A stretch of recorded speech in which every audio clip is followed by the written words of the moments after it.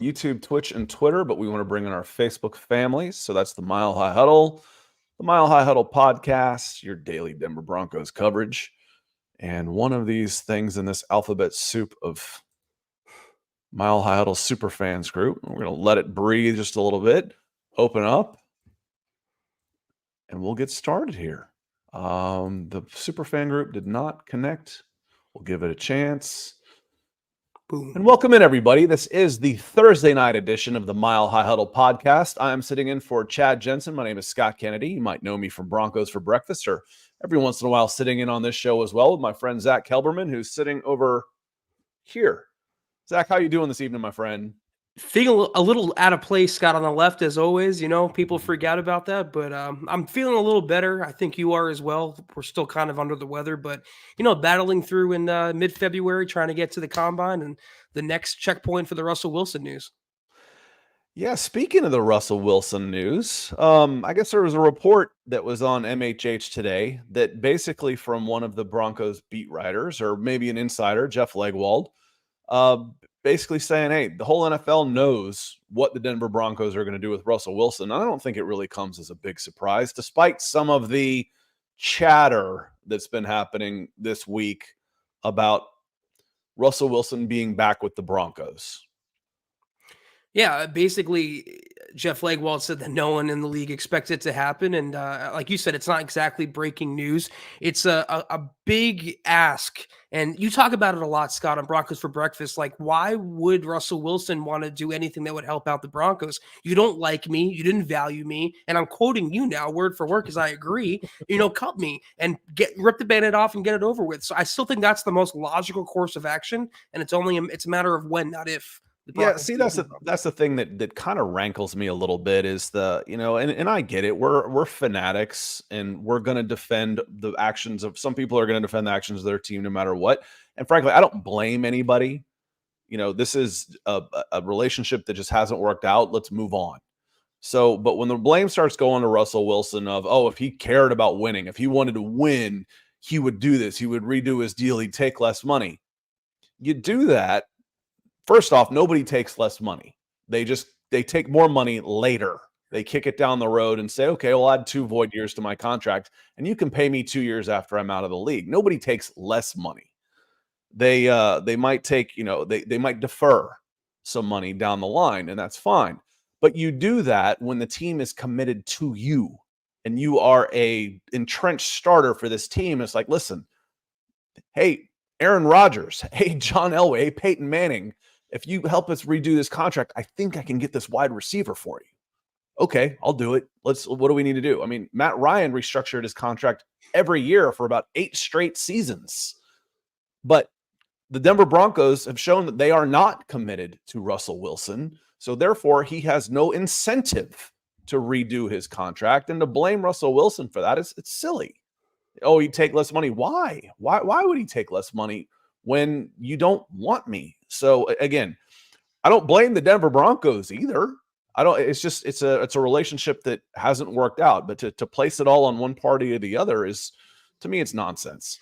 Yeah, people are always looking to pick a side, Scott, and the contract is definitely a part of it. People also forget Russell Wilson on the field is not the right fit for Sean Payton or what the Broncos want to do either. A quarterback who did not stay on schedule, a quarterback who doesn't throw over the middle of the field, a quarterback who's like a 2-check merchant now, a quarterback that scrambles and finds himself in sacks and goes backward into trouble. That's not what Sean Payton wants. So even if Russell Wilson was less expensive, it's just oil and water, that marriage. Yeah, it is. It's just a different style of, okay, I'll go through one read. If it's not there, if I feel pressure, I'm going to bail and I'm going to try and make a play on my own. And I was told a long time ago, a busted play is not a basis for an offense. And someone who is as OCD as Sean Payton doesn't want a freelancer at quarterback. He wants someone to go through reads and make the throw. As easy as that sounds, it's not always so easy anymore. Want to say hello. Let me see here with Keith. Let's say some folks too while we're on topic here. Keith Brugman coming in with some stars over on Facebook. Thanks for breaking the ice over there for us, Keith. He says, gentlemen, why is it not an option to keep Russ and even let him be the number 2? Maybe he can renegotiate to play elsewhere. Because the money that he's guaranteed goes up $40 million in a month. That's why. So while it won't have really any ramifications on your salary cap, and in fact, it will make it more palatable in the future.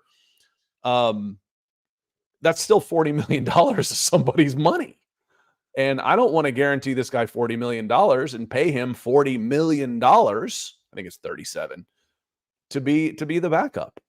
So this is about, let's get out from under this deal as quickly as possible, because we don't think we can win with Russell Wilson and what we pay him.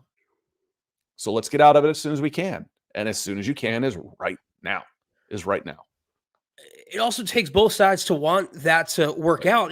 From the Broncos' perspective, why would they want to have the most expensive backup in NFL history with all the I don't want to say baggage, but the headlines that Russell Wilson creates? And from Russell Wilson's point of view, drama.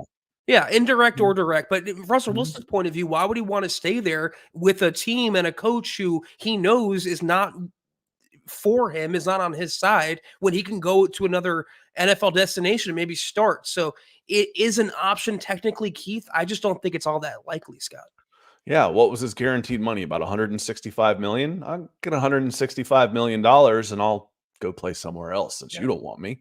Or I can sit around and be a backup for $250 when you're going to cut me anyway. So again, it's a relationship that is damaged, I think, beyond repair for the most part. And when the report from Legwald says no one in the NFL, no one around the league thinks that anything other than Russell Wilson being cut, well, that's what we've said since the day he was benched.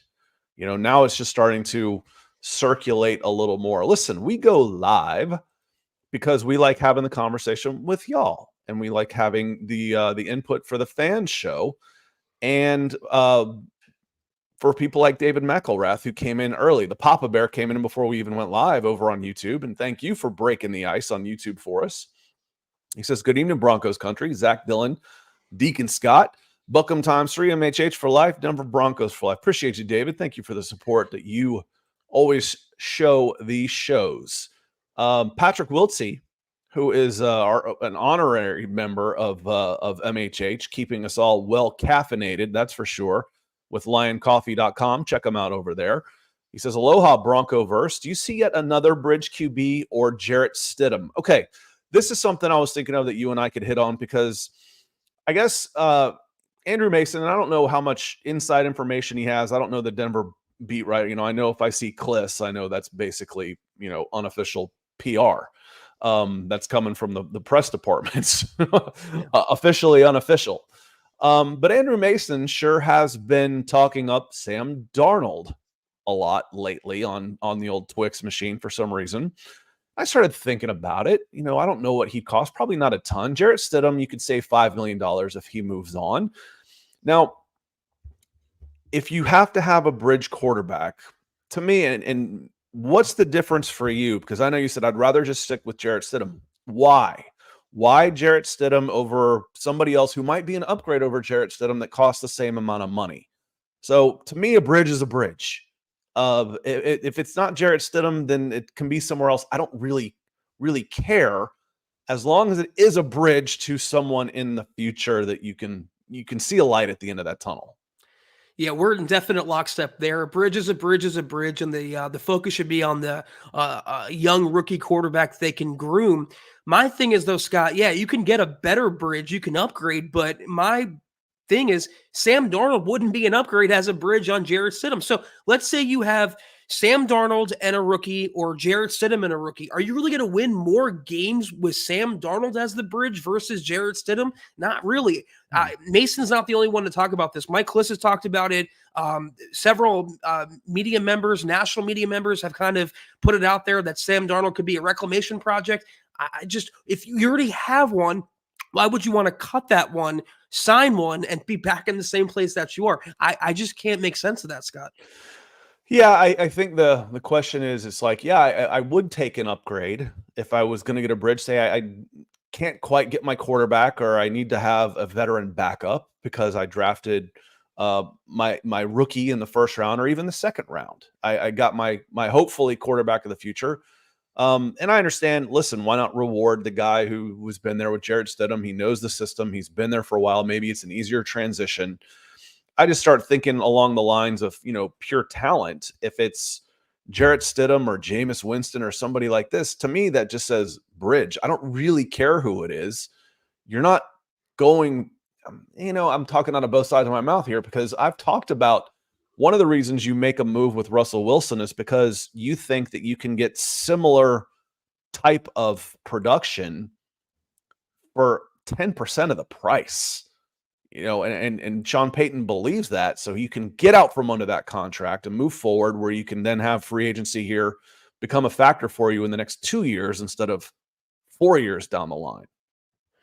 I think Broncos fans are open to Sam Darnold because of the Baker Mayfield rejuvenation in 2023. They think they can capture that lightning in a bottle. But for every one Baker Mayfield that works out, there's 100 veterans that go on to new teams that just absolutely bomb. And the Broncos have been privy to that over the course of the last 8 years. Case Keenum, Joe Flacco, Teddy Bridgewater. I can keep going on and on and on. So you can't sign someone who's, only 26, whatever he is, 28, and a former second overall pick, third overall pick, who had a decent season as the backup quarterback in San Francisco in the most player-friendly system under Kyle Shanahan's, and to come to Denver, new system, new coach, new surroundings, and suddenly be an upgrade under center over it's convoluted, to say the least. And for me, Baker Mayfield has been better in the NFL than Sam Darnold since he strapped on a helmet for the first time. It's not so much of a reclamation. We talked about, I like to call the Denver Broncos fan voice spoiled sometimes, because, you guys are a legit blue blood franchise with multiple championships, multiple Super Bowls appearances. One of the greatest quarterbacks of all time. You've got tradition there, because when it came about, it's like, I don't know what you would want Sean Payton for. He only won one championship with the New Orleans Saints. Guys, the New Orleans Saints had like 6 winning seasons in 40 years before he got there. That was a Herculean effort. It's really unfathomable to a Broncos fan that you could be in the dregs like this. Maybe if you are the Rockies fan also, but hell, the Rockies have had more success than the Saints. They were the bottom 2 franchises in the NFL. Baker Mayfield took one of those other 3 bottom franchises in the NFL and helped go to the playoffs. That was a Herculean effort as well, and he was much better, just got the right opportunity in the right situation again in Tampa and got to play comfortably, and I think he did really well. But Sam Darnold, never really been a fan. I think there's other ways you can go on that rather than Sam Darnold. It surprises me that he's getting this much attention right now, honestly. Same. It does and it doesn't, because every quarterback that hits the market since Peyton Manning, Broncos country, some sect of Broncos country has wanted to pounce. But not to be a negative Nancy, but here's the reality, Scott. 2024 is more than likely going to be a rough year for Denver. If not, Why? We can do 10 minutes on this one. Why? Because I'm going to play the other side of this. It's going to be a rough year for the Denver Broncos. Why? Well, I know you believe that they weren't too far off, and I agree with you about that. I just think if you insert Jarrett Stidham in there, a lot of the plays that Russell Wilson made that won, or not won them the game, but kept them in the game, I don't think that Stidham has that sort of magic, the deep ball, the Cortland Sutton type. And also, they got a lot of luck on defense, Scott. The turnovers with the winning streak, that's not entirely sustainable. So if you're breaking in a rookie quarterback, you're going through the growing pains. I'm not saying they're going to have a 2-15 year, but it could be a 7-10, another 8-9, maybe 9-8 year. And that would qualify if they don't make the playoffs, to me, as another rough one. I agree. I think we're actually taking some of the production that Russell Wilson had for granted. I think it's going to be harder to replace him with a Jarrett Stidham than we might think. But if you can get replacement level quarterback play, which is what Sean Payton is counting on when you bench Russell Wilson for Jarrett Stidham and basically cut ties and are ready to eat $40 million a year in dead cap money, You're saying I can get this from anybody. I don't need Russell Wilson. So let's assume that's true. It's a big assumption. That's for sure. The players that you're losing right now, I don't know how hard they are to replace also. Lloyd Cushenberry at center, okay? He's all of a sudden the number one offensive center prospect free agent in the NFL. To me, that speaks a little bit about how easy they are either to replace or the lack of depth at offensive center in the NFL. Josie Jewell, inside linebacker again. Let's go. Who are some of the other players that are free agents that you think you might? Because you look on the other side of the ball, and you look the offensive line other than center is basically set. Your wide receivers are in flux, so it becomes, if you're talking about players that are big contributors to this team that was 8-9 last year, it's players that are still there that you're talking about could still leave. Cortland Sutton, Garrett Bowles, Justin Simmons. You re-sign those guys, this team can get better. Extend, work their cap down. I think this team can actually be better. But your point, I think, is, yeah, but the 8-9 was a little bit of a mirage. Maybe they weren't that good last year. They were better than I thought they would be after starting 1-5. But here's my point: if you put in Sam Darnold to be the bridge starter, or even Stidham for that matter, you better have elite talent at every spot around them in order to be a playoff team. That's the only way you have a shot. And last I checked, Scott, even last season, they didn't have elite talent everywhere. And this coming season, you talked about you might lose Cortland Sutton or Jerry Jeudy. What's going on at tight end? What's going on at center? What's going on with Garrett Bowles? What's going on with the running game? There are more questions than answers. And if they had more answers, I'd be a little more open to a bridge. But because they don't have those answers and they're rebuilding all of that at once, that's why I say it could be a rough year. And Phil McLaughlin has a question about Bowles as well. He says, good evening, Zach and Deacon Scott. Do we assume Garrett Bowles is going and we need to draft a left tackle? Hashtag Buckham, hashtag MHH for life, hashtag Go Broncos. Zach, I'm going to take this one and then I'll hand it over because my partner in the morning, Nick Kendall, is all but convinced that Garrett Bowles is not going to be a Denver Bronco in 2024. That changes things dramatically about team building. The two anchors, left tackle, quarterback. You've already got one question at quarterback. Now you got another one. Now it's a lot easier, I think, to get a really good left tackle prospect at 12 than it is quarterback. I was going to say, if you trade Garrett Bowles, you're pretty much locking yourself into taking his replacement at 12 because you can't wait and then get maybe a worse player. You would need a blue chipper to fill that spot, or else what's the point of trading him? So I think what they do with Bowles will dictate how they go in round one. We would like to have the draft pick. I know you guys debated what Bowles could get in return. I'm with you. I think a fourth or a third highest for Bowles, especially with his salary, would be best, but is that worth it? If you can only get a fourth, Scott, and you're giving up your starting left tackle, your franchise left tackle, is that a trade worth making?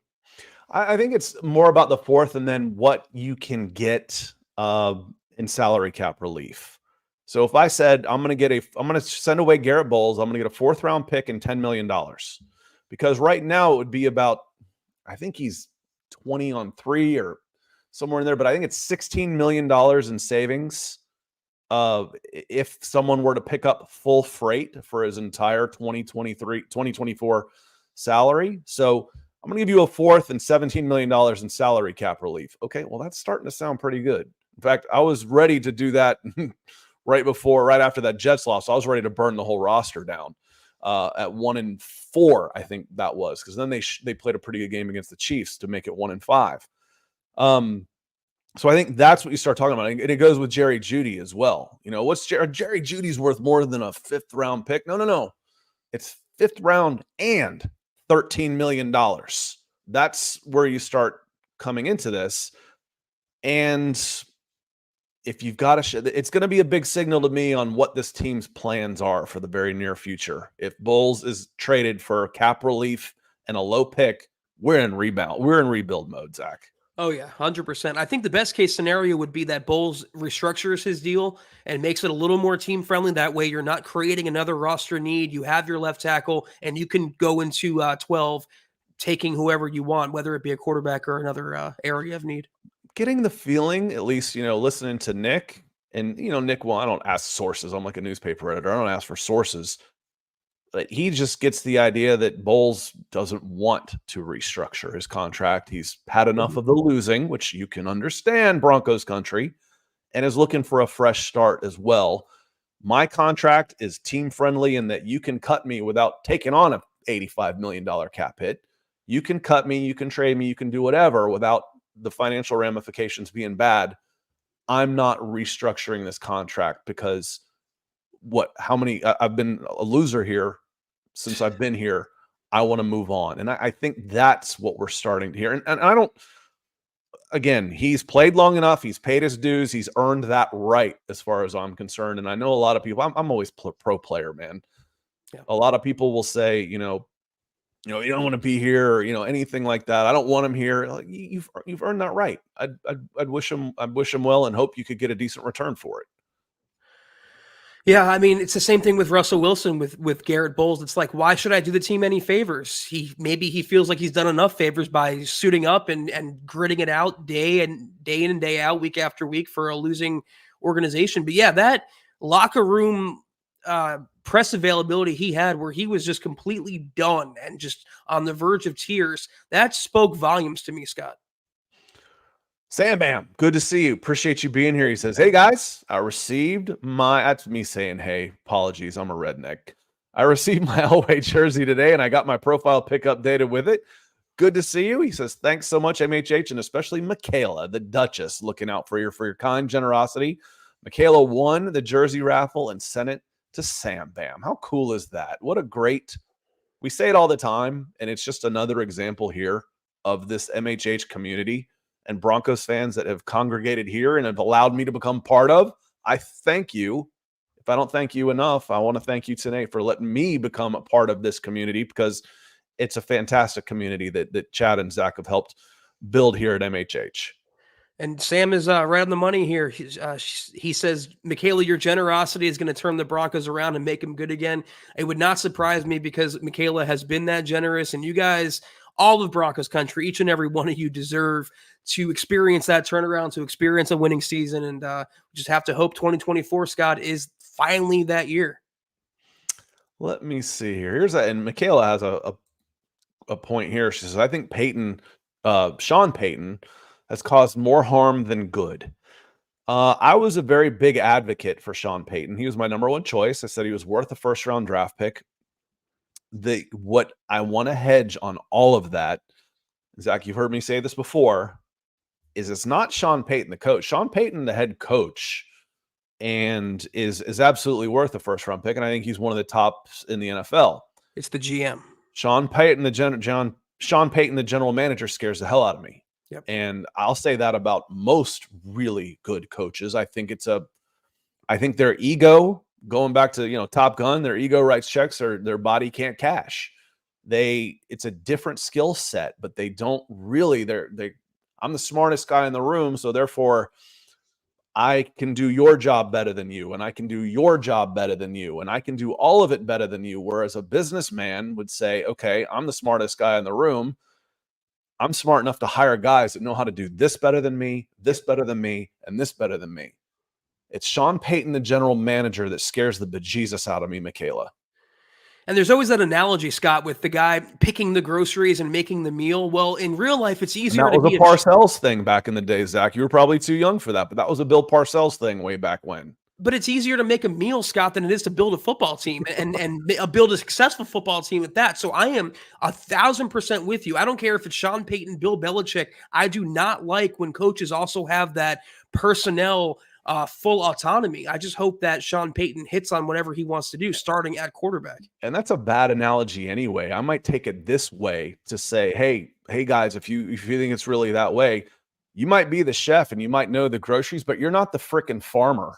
You don't know how to grow the groceries and raise the whatever animal you're going to use. You're not a farmer. You don't know how to build what this is, what this takes. Or if you do, you don't know how to do it right away. There's guys that have been doing this that have grown up in the front office for years. A lot of those guys that were general managers were interns at one point and have come up through the system and learned on it. George Fox, appreciate you coming in with some stars. He says, I feel we trade back and get our quarterback in the second or third round. Gosh, that's dangerous. Hashtag MHH for life. Thanks for the great work for all you do for our fans. George, the one thing I would like about this is if you take a quarterback that early, it wouldn't preclude you from taking another one the next year. Take one. Just because you took one in the second doesn't mean you shouldn't take one in the first the next year. You shouldn't be tied to that person until you get it right. And if you get it right more than once, great. Trade him. Trade a quarterback. He'll be an appreciating asset. Well, I mean, is the scenario where the Broncos trade back? I assume you mean in the first round, George, like they move from 12 to 20 or whatever. Can they still take a quarterback at 20? So you're gaining a second or third round pick while still getting. Scott, you got to emerge from this draft with a quarterback no matter what round. But I feel like a lot of Broncos country agrees with this sentiment.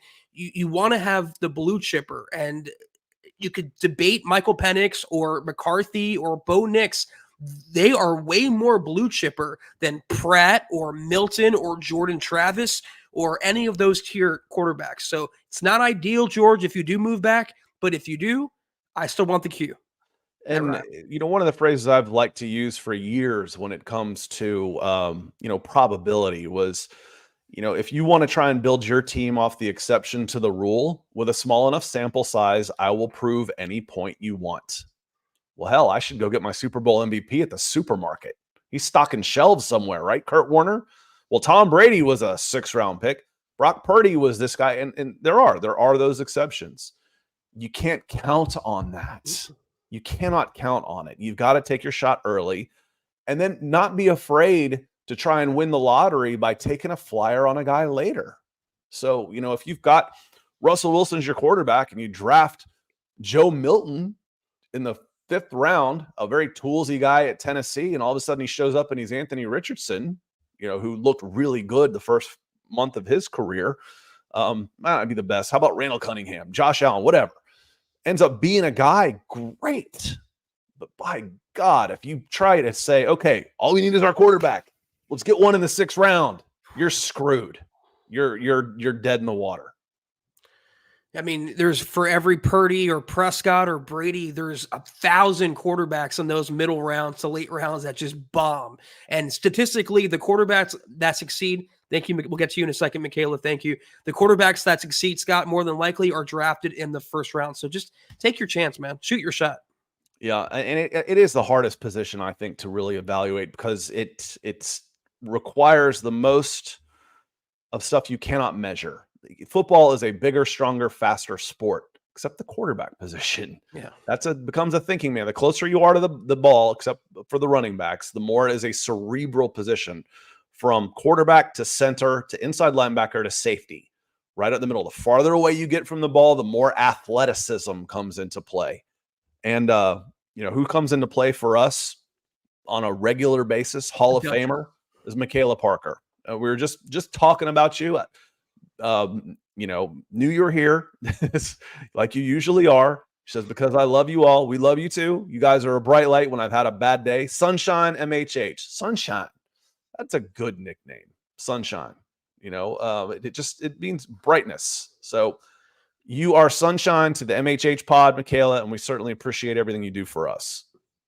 Thank you, Michaela. Yeah, sunshine around these parts in Broncos country, Scott, means Jordan Taylor, former receiver. So it's received pretty well. Michaela would know about that, but appreciate you, Michaela, as always, the Duchess. And you make us feel better, too. I mean, physically, mentally, emotionally. I'm still a little sick tonight, but just seeing your generosity, no BS, makes me feel better. And I can speak for everyone when I say that. Yeah, makes it worth. It's folks like y'all that make it worth doing what we do. Otherwise, it'd just be me and him in the green room. We probably use harsher language, but that's but that's about it. I have a kind of a potty mouth. David Youngkin. David's been in here since I built the stream early today, and I'll be here for another 2 weeks or so. So hopefully you won't get too sick of me until Chad comes back. He says, but let's say Denver gets a quarterback. Then how long does Stidham play? 8 weeks or what? David, I think it depends on where you get that quarterback. You get a 23-year-old quarterback in the 1st round, he's playing early. He's playing really early, maybe even week 1. We saw the top 3 guys taken last year start week 1. Will Levis took a little longer. He fell to, I think, the first pick of the second round, so into the 30s. But the first 3 guys, they all played right away. And, this idea, David, that, let's just do what they did with Jordan Love. To me, that's kind of ridiculous. It's like, Jordan Love isn't good because he sat for 3 years. Jordan Love is good because he's good. He probably would have been better in year 4 of his career if he had played the first 3, assuming he didn't get his brains beat in. But the Packers are a good organization. These guys are getting drafted early to play and play. If they're ready to play, you play them. If all they need is experience, then play them. Now, some of those guys will take a little bit longer. But if you're getting a 23-year-old quarterback in the first round, 24, actually, I think those guys I think Penix and Nix are turning 24 before the start of the season. You're playing them soon. You're playing them right away, David. Yeah, there's no real one-size-fits-all developmental path for every quarterback. It's really specific and unique to that quarterback. And I was going to say, Scott, kind of the same thing. It depends who the Broncos draft. If they make a big splash for Drake May or Jaden Daniels, they're probably going to play sooner than later. But if you land with a Nix or a McCarthy or even a Penix for that matter, you're probably going to want to give them most of the season to kind of get their bearings and learn behind a veteran a la, Jordan Love or Alex Smith. And RD follows up on this. He says, I think an upgraded bridge, as we were talking about, can you get somebody, a reclamation project who's better than, what you got Baker Mayfield for was like $1 million. You got him for a song in Tampa last year. And Baker played some pretty good ball in Cleveland. I went through that already. He bounced around in some bad situations. I mean, who's come out of Carolina recently, including Sam Darnold, that makes you say, "Oh yeah, I got to have that guy on at quarterback." But we don't want to win 7 games instead of 5. He says, "I think you start Stidham until whatever rookie we draft is ready to sink or swim, even if it's a 4th round quarterback." And that's what it comes down to, RD. What's going to make this a little bit tough, but maybe not because of the position itself. And some of those bridge guys will be sitting around until after the draft. But free agency is before the draft. There might be some quarterbacks who are unemployed, some of these bridge guys that are unemployed until after the draft, and people see who they're going to get. Can we make a trade? About the one that I think Kirk Cousins will be done before the draft. I think Justin Fields will be done before the draft. After that, we'll see. We'll see, RD. That's kind of my point too. It could be a year where you win 7 games, you win 5 games, and you're not going to be very competitive. And I'll say this, if that's going to be the case, okay, fine, rebuild. I get it. That's what you have to go through. But it's a lot more palatable and you can deal with it easier when you're going through a 7-win season and your backup, the guy waiting in the wings is a Nix or is a Penix or is a McCarthy or whoever versus a Milton or a Pratt or someone lower level like that. So that's what I'm saying. The bridge doesn't matter. It's who's behind the bridge, who's entering the bridge on the on-ramp that matters. And I want that guy, Scott, to be a blue chipper as possible. And it's going to be tough. I think it really is. Now, the idea that there's a 4th quarterback in J.J. McCarthy that is in there with the other 3 is very, very good for the team drafting number 5. And who's been talking J.J. McCarthy up? Jim Harbaugh and the San Diego. I call him San Diego until I die. The L.A. Chargers. They have the most incentive to get somebody to want to come up to 5 and get another quarterback. I think Arizona goes, unless one of those top 3 fall, I think Arizona stays there and takes Marvin Harrison Jr. And if Marvin Harrison Jr. is gone 1 through 3, then Arizona will want to trade down and get a haul for one of those other 3 quarterbacks. All right, appreciate you coming in. Deanna Hendry coming in. Look at the ladies of MHH coming in and floating the show for us, keeping us afloat. Keeping the lights on, as they like to say, my forehead nice and shiny. He says, we need an offensive line. We need a quarterback, definitely a bridge year. It's going to be a rough year for fans, but I still think we'll be okay. It's time to move on to a winning team again. Hashtag MHH for life.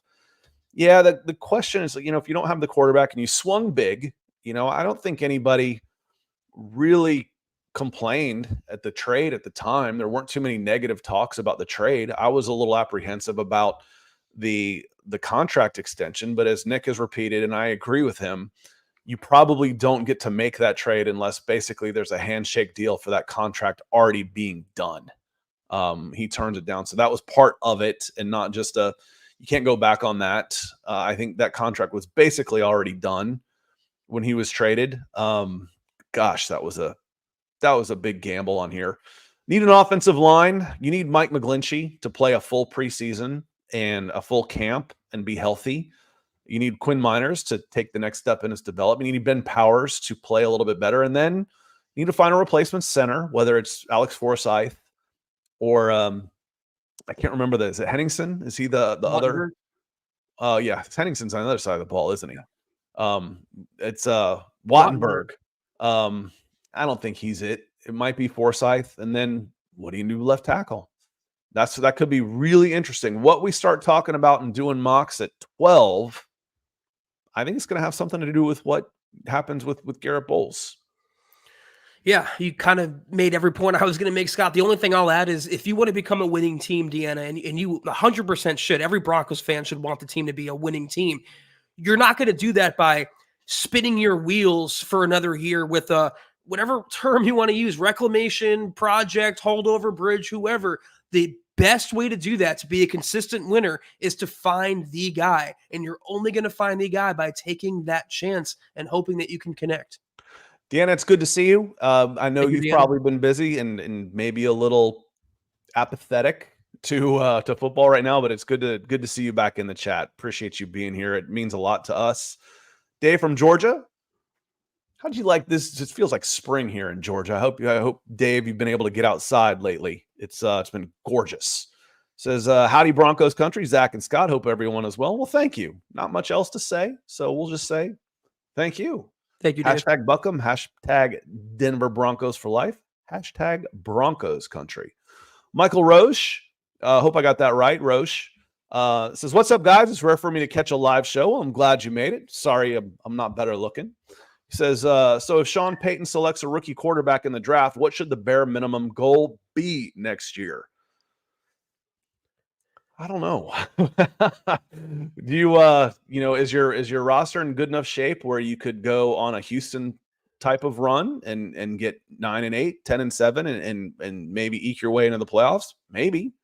But when I think bare minimum goal, I think if you don't hit this, you are fired. So, I think that would take I'm not sure what that would take, honestly, just based on what happens over the next few weeks. Are we in a full rebuild? Is Simmons here? Is Sutton here? Is Bowles here? If those three guys are gone and you draft a rookie quarterback, Sean Payton's safe next year. Yeah, Michael, this would be a lot easier to answer if you asked us this on like May 1st when we have more of a read on the team. It depends what rookie quarterback Sean Payton would be selecting. If you make the trade up for Drake May, that blockbuster move, the expectation would be something along the lines of C.J. Stroud, playoffs in the first year, or what Anthony Richardson was doing before he got hurt. They were on the path to becoming a playoff team. You're going to, at minimum, hope for 9-10 wins. But if it's Bo Nix or McCarthy, where it could be a multi-year process, then you're not going to have much expectation in terms of winning, if that's your goal. Appreciate you, Michael. Gary Palmer comes in. He says, good evening, Zach and Scott. Good to see you, the swashbuckler. It's hard for some fans to let go of Russ. There's a faction of fans that are more fan of a player than a team, and they go back and forth on this. There's the defenders of the program who the team can do no wrong. There's a defender of the player can do no wrong. It's totally binary, and the truth is somewhere right down the middle. And this, like I said at the top of the show, I just think it's a relationship that hasn't worked. I don't think Russell Wilson has come in and not tried his hardest. I don't blame him. He didn't just get fat and lazy. He's doing his best. His best just isn't good enough for what he's being paid right now, and that's okay. Time to move on. But when Sean Payton was hired, he understood it was possible that you would be able to let go with the flow. Gary, I agree 100%, and you're in enough of our shows, you've heard me say it. Sean Payton was hired with the idea that he could hit the nuke button if he needed to. And That's what the nuke button did. And as David follows up here, as just kind of a flow with Gary's super chat, he says, I see. Sean knew what he was going to do when he benched Rust. Yes, he did. And he had the okay from ownership that they could eat $85 million in dead cap money. He had that okay before he took the Denver Broncos job. Yeah, I mean, I agree with the last comment. Go with the flow. Sean Payton's the one holding all the keys right now. He's the $18 million a year coach. He has all the job security. He's the de facto general manager making the personnel decisions. Whether you like it or hate it, it's in Sean we trust. So if Sean determined that Russell Wilson's not the guy, all we can do is support that opinion and go forward. Michael Ranquillo, because you are so special to us, I will entertain this question with Zach. What about bringing back Drew Lock to the Broncos, who is a free agent? I think Sean Payton can work wonders with Drew Lock.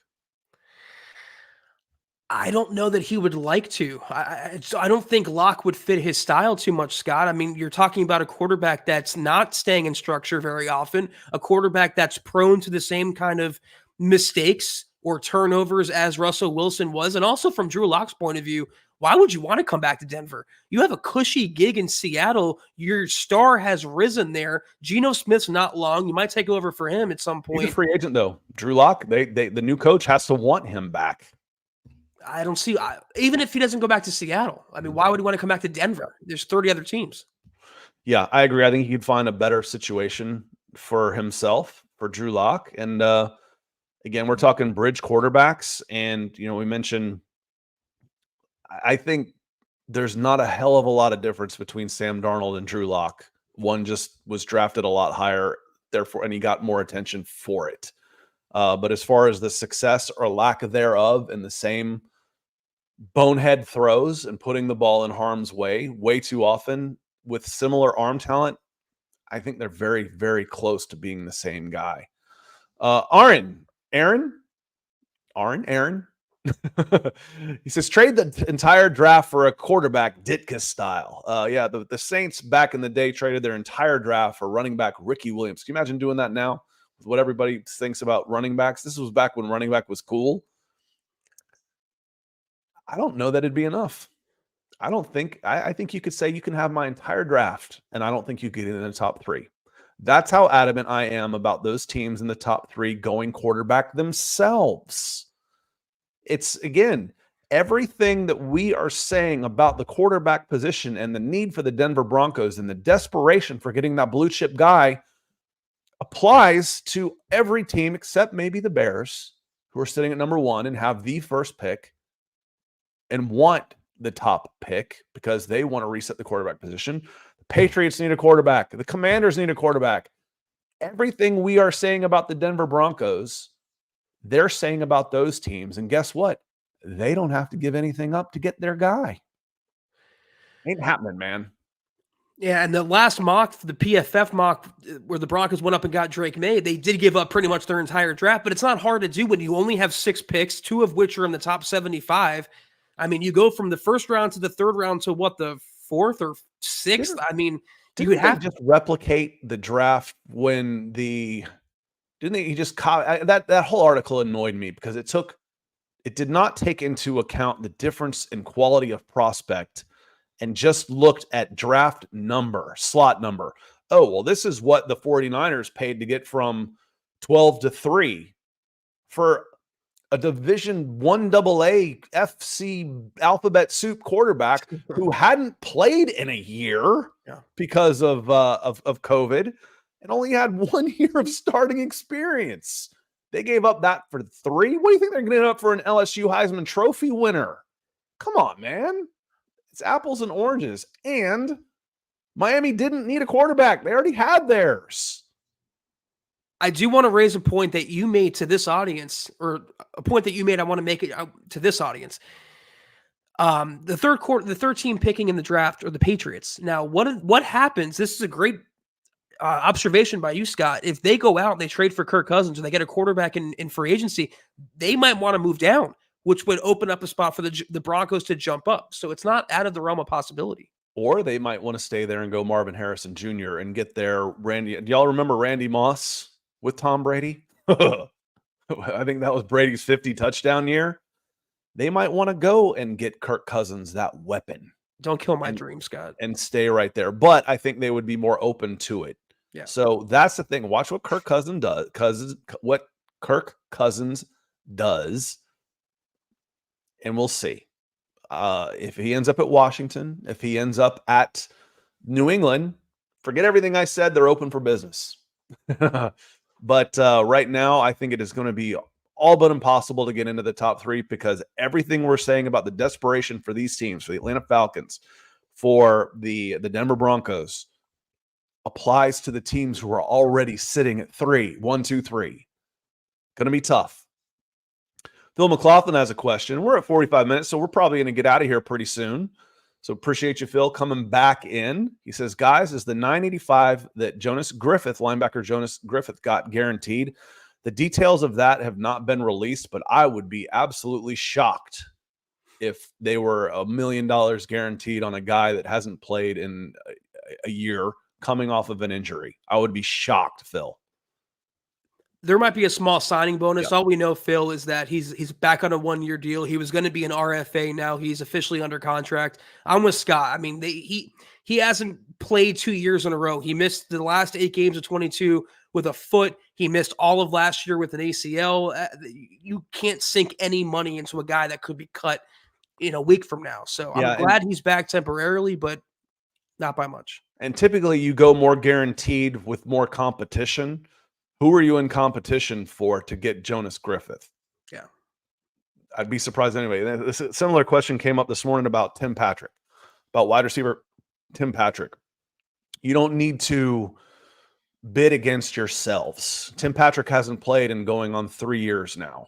Or maybe it's 2. He's been out 2 full years. That makes it feel like it's been an off season plus 2 years is almost 3 calendar years since he's played. You don't need to bid against yourself on that one when you want to give him a non-guaranteed deal to come in and play, because he is going to be cut and or strong-armed into restructuring his deal before next season, because he's not playing on a $16 million cap hit. That's for sure. There's a question here. I feel like I missed it. Was it draft time? Did I miss this one? Did I not read this one? He says, what about Sam Darnold and Spencer Rattler? We went through why Sam Darnold or Jarrett Stidham earlier, draft time. And, why not Stidham or Darnold? There's not a huge difference for me right now. To me, they're both in the same category. Not good enough. Okay. So there's your bridge. And Spencer Rattler, if you can get him in the 3rd, I think would be a good risk. I think that would be a very good risk. He might even slide up a little bit into the top 75, maybe. I think he's at one point he was being talked about as a high 1st-round pick, and then the shine came off of his star leaving Oklahoma, got beat up by Caleb Williams, humbled himself, and had a lot of success with South Carolina. And I think he's had a redemption arc in college football. And I think Spencer Rattler is going to be a good value pick for somebody, Zach. To each their own, but this would be like worst case scenario for me. And I have like a non-hypothetical question to each potential option. Like, what are the odds that Sam Darnold is going to be a franchise quarterback for you? Pretty low. What are the odds that Spencer Rattler is going to hit and become your franchise guy? I don't think very high. What are the odds for Jarrett Stidham? I'm admittedly very low as well. But what are the odds for Nix, McCarthy, Penix, Yada? They're higher. So again, it's just a matter of opinion. It's subjective. That's not my plan A, is to end up with Darnold and Rattler as the 1 and 2. And I think you can get one of those guys at 12. Do you want to, is a question. Do you have a choice at this point? Where you don't want to reach. I preach that all the time. Don't reach. That'll set you back, especially at 12. You get a quarterback at 12, the pressure to play him and to stick with him for at least probably 3 seasons. I think that said, I think we've seen people willing to pull the plug a lot sooner than we ever used to. Trey Lance, who trades for three 1st-round picks for a quarterback and doesn't play him? That's unheard of. I mean, he started and got injured, I know. but then gets replaced and doesn't. He got Wally pipped by Brock Purdy. Josh Rosen was replaced after 1 year and sent away for the number 1 overall pick in Kyler Murray. So what would make me feel more comfortable about drafting a quarterback at 12 is knowing that Russell Wilson, teams are a little bit more likely to move on from, even if they not keep sinking good money after bad. If it's not working, it's not working. We need to make a change. Now, that goes against some of the talk we've had in here, Zach, about not developing your guy. Most guys don't get the chance to develop because they're not good enough. Yeah, I just don't know the odds that Rattler is going to develop into the guy. I'm not the biggest Rattler fan, but again, if it's what Sean Payton wants, if he thinks that's the best course of action, all we can do is really support that move. It means you missed on the guys at the top. All right. It means you missed on the guys at the top. I don't think it's a plan you want draft time going in, but it wouldn't be an awful consolation prize if you couldn't get the guy that you wanted. And you don't want to reach and waste a number 12 when, hey, I need a left tackle and I just passed up on 4 really good ones to take a quarterback that couldn't play. Phil coming in again. He says, does Russ go to New England, Pittsburgh, or the Falcons? Speaking of low risk, for the other teams that are involved, Russell Wilson is going to be a zero risk proposition because they're going to pay him about $1.5 million. And that'll be a $1.5 million that the Broncos get back on their cap so they can sign Jonas Griffith. It's not a lot. I don't know. I still feel like Pittsburgh is the best situation. Jeremy I said that this morning and Nick disagreed with me. He just likes Zack Robinson. He likes the weapons the Falcons have. And Jeremy said what I was thinking is no one has ever chosen the Falcons over the Steelers for football reasons. I'm like, I agree. I agree with that. So I think Pittsburgh is the team to watch for the quarterback dominoes to fall. Who goes to Pittsburgh, and then we can start going from there. They're number 1 in the pecking order for me. Yeah, I don't see New England. I think they'll draft their guy, or like we talked about, maybe make a play for Kirk Cousins. The Falcons, they're going to probably go for a more dynamic quarterback. Pittsburgh, though, they hired Arthur Smith. They're a smash-mouth team with Jalen Moore and Najee Harris. If they improve the O-line a little bit, they have some receiving weapons, a great dominant defense, good coaching. That could be a plug-and-play destination for Russell Wilson. One more that wasn't mentioned here, it's in the Broncos division, the Raiders. There's been some talk and speculation that he can end up in Las Vegas going against the Broncos twice a year. Another situation where a good running game, just solid weapons around them. If they can do some more things on defense, it could entice them to stick it to Denver. Keith Brugman says, could Russ return to Seattle? I don't see that happening. No. There would be a mutiny. The way that the fans there, not that fans make decisions, but the way that the fans crapped all over him on the way out and kind of the way he forced his way out, I think that bridge is burned too. I'm noticing a pattern here, Zach, about the burning bridges. Dave from Georgia coming in again. He says, I feel like Bo Nix played college ball as long or longer than Stetson Bennett. Am I wrong? Hashtag football priest. No, he was in college for a long, long time. I think he only played 5 seasons, though. I've looked this up a bunch because I think he started 3 at Auburn. And then he played 3 at Auburn. So 19, 20, 21 at Auburn, 22, 23. So he got his 5th year of playing eligibility with the COVID year. And that's how he ended up playing 60 something games. I can't even add that much in my head while I'm talking. But you watch what he does, and a naysayer would say he was terrible at Auburn, the competition, and then a fan would say, well, he grew up. He got experience. Yep. He learned, and he got better, and he improved, and he was freaking good at Oregon. So truth is somewhere in the middle in there for sure. But most folks down in my neck of the woods don't want anything to do with Bo Nix.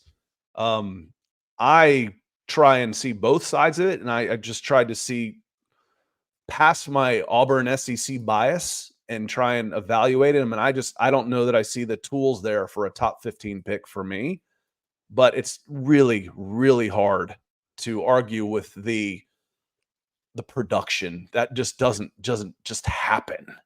You don't go 45 or 48 touchdowns against 3 interceptions because you don't know how to play the position.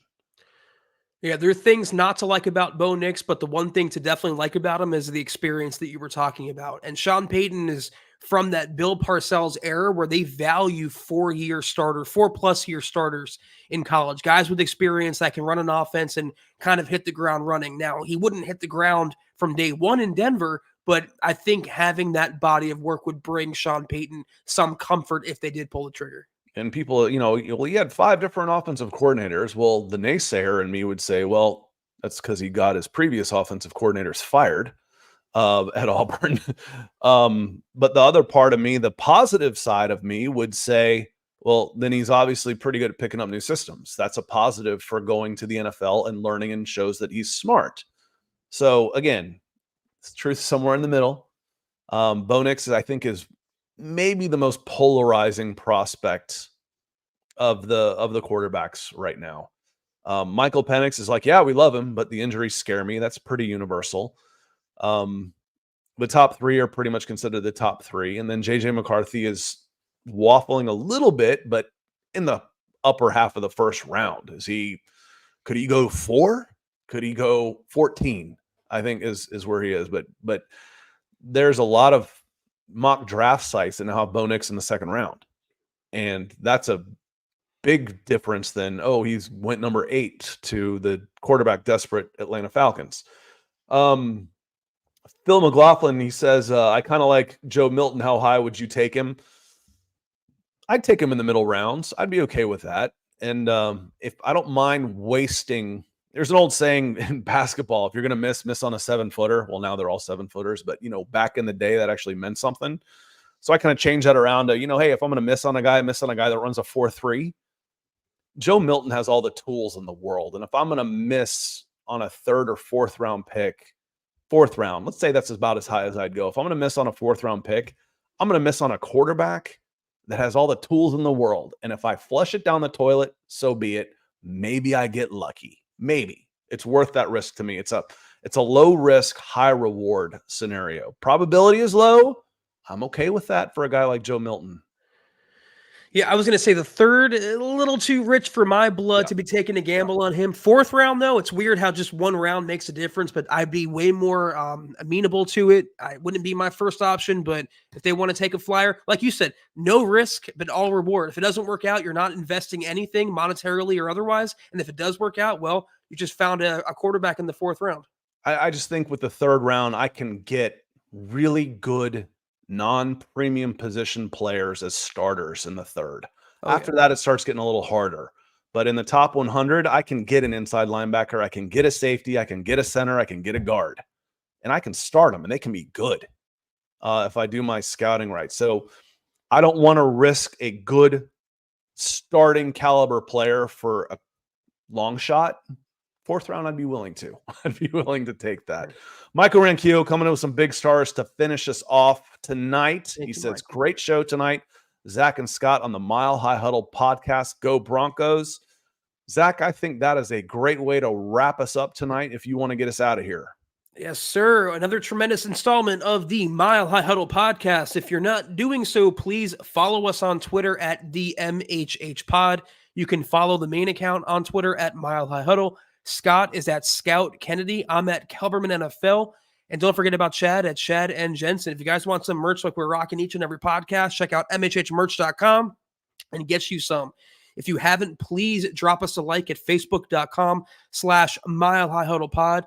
You can also find us on Instagram at mile_high_huddle and an Apple Podcast. Make sure you're leaving your football priest and our Deacon Scott a 5-star review for a chance to win some merch each and every single month. But if anything, I don't know why I sounded Italian there. If anything, please subscribe, like, and share this video and every video you see on the MHH channel. It really helps us grow and reach more Broncos fans just like you. Want to give a shout out to our Super Chat superstars and our Facebook star supporters. David McElrath kicking us off on YouTube. Keith Brugman kicking us off on Facebook. Phil McLaughlin coming in several times. Sam Bam, George Fox, David Yunkin, RD, Dave from Georgia, Michael Roche, Gary, Leeds, Palmer, Draft Time, Deanna Hendry, Michaela Parker, Arwen, I cannot pronounce your last name, Hochverdian.